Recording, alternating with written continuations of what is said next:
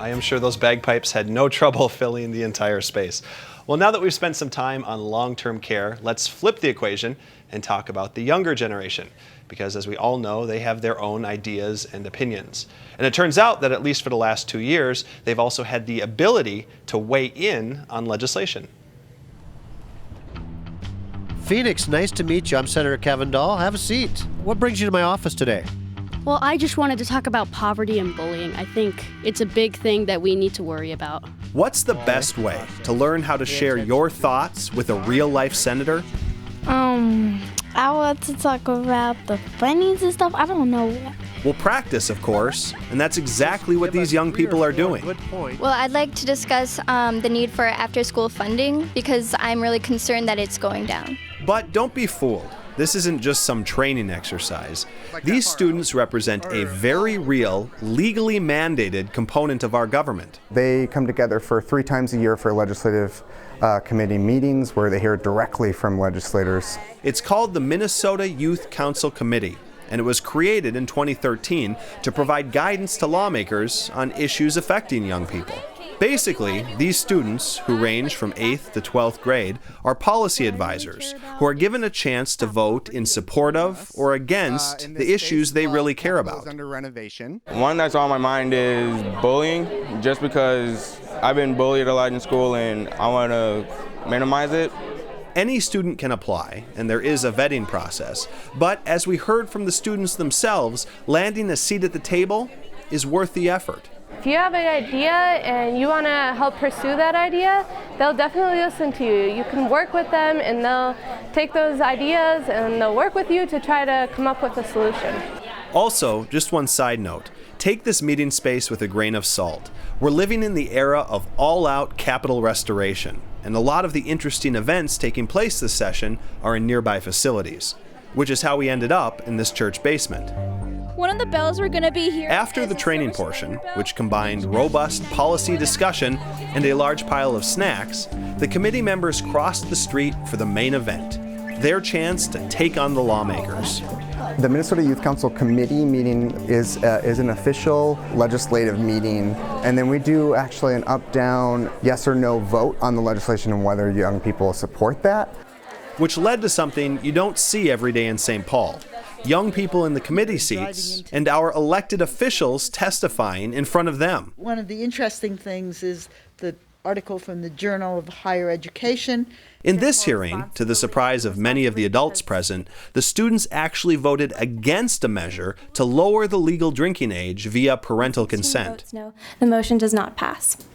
So, if you know a young person who has an issue they care about, just remember, there's a place for them. All they need is some practice, thank you, Phoenix, some snacks, and a willingness to ask tough questions. Would that be worth it, just to lower the drinking age? You just got to talk to them, voice your opinion. If you're really passionate about it, that will show. So it should just be a fun experience to get to do. Term paper by the student, but having it. Well, we're now going to continue this conversation with Sarah Dixon, who heads the Youth Council, and with Rowan Helwick, who is the young woman you saw on tape chairing that committee meeting. So thanks to both of you for being here tonight. So Rowan, that first vote, young people actually say no to a lower drinking age. That surprised me, I guess. Were you surprised? Did you see that coming? I was very surprised. I thought we were going to pass it. I thought that was going to be a given. So do you do any vote counting in advance, or does it really come down to the wire? You have to push the button or call out the roll call and find out? We have to call out the roll call and find out, so we had no way of knowing beforehand. We couldn't fit the other issues you were debating in the piece, unfortunately, but what were the other big youth platform issues, and what did you debate? We talked about the Homeless Youth Act, Ignite After School, and then the service learning bills, which would increase funding for service learning in schools. Tell us more about the Homeless Youth Act. The Homeless Youth Act, this was just an amendment, I think, to create more funding for it, to help students stay off the streets and create spaces for young students who are homeless. So Sarah, I wanted to ask you, this was a lot of fun, a very enjoyable experience, but tell me the truth. Do lawmakers really listen to these young people? Yes. Yes, they do. And it was really a dream of Representative Marquardt and myself. I met him back in 2002. And we talked about our mission of working with young people, and that oftentimes we think of youth as high risk, and we think of all youth at promise if we only give them the opportunity. And Representative Marquardt had the same belief. So it's been years in the making, and we both believe very strongly that they're going to be knocking the door down, that they're a pretty powerful group. That's what I want to ask you about, because what's the end goal here? Are you trying to create a pipeline for the future generation of lawmakers? Are you trying to influence policy, civic education? What's the bottom line here? Well, that would be a great unintended outcome, but I think most importantly, it's young people that they can make decisions today. We oftentimes talk about youth as our future, but they're leaders today if only given the opportunity, and they have the power to make incredible change. I wanted to ask you, Rowan, and this is anecdotal to my own experience, but a few years ago when the marriage amendment was really being debated, it seemed like youth were really unified. That was a key issue which they really cared about. And at least in the last few years, I haven't seen as much of a cohesive central issue. I mean, is there any more, is there an issue that youth are really saying this is the big one today? Not so much this year, but last year the anti-bullying bill, that was a huge one that we got a lot of feedback about and something that was really close to everybody. And a lot of people are still referencing it, so Yeah. it's still on the radar. Absolutely. For sure. Why don't young people vote? The statistics just say they don't. Why don't young people vote? One thing we've talked about is registration, and a lot of people don't know how to register to vote, and that's a big thing.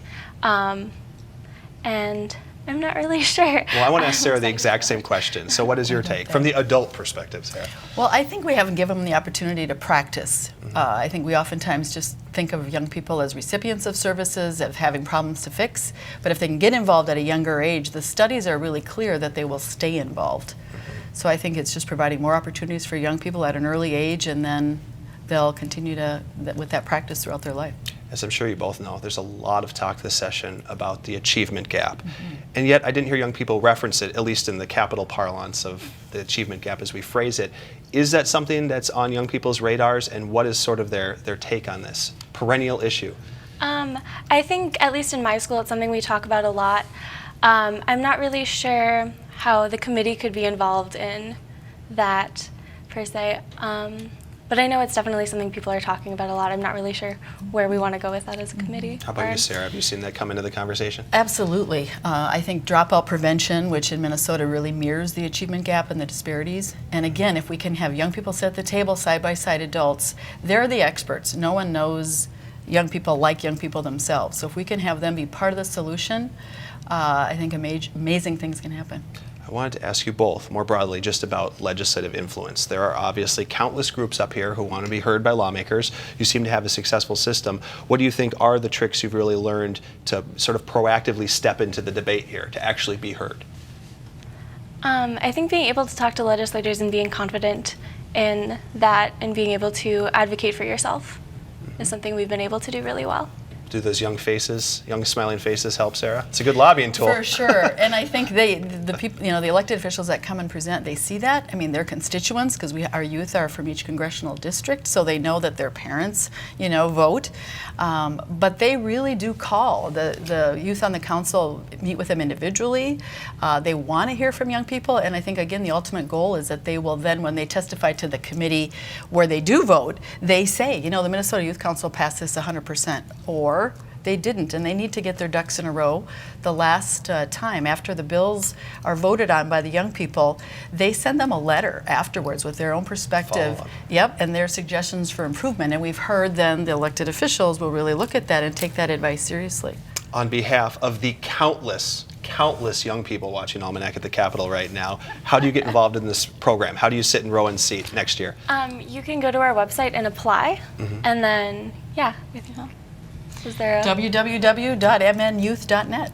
And there was a vetting process, but really briefly, it's not super competitive. You just kind of have to show an interest and kind of go through the legwork. Is that true? Yeah, there's an application and an interview as well. So as long as you're passionate about it, you'll probably have a good chance of joining us. And you look like you were having fun the whole time. Yeah, I enjoyed it a lot. Absolutely. Well, thanks to both of you for being here. Thanks for your interest in politics, and we'll keep watching and see where it goes. Thank you. Thank you.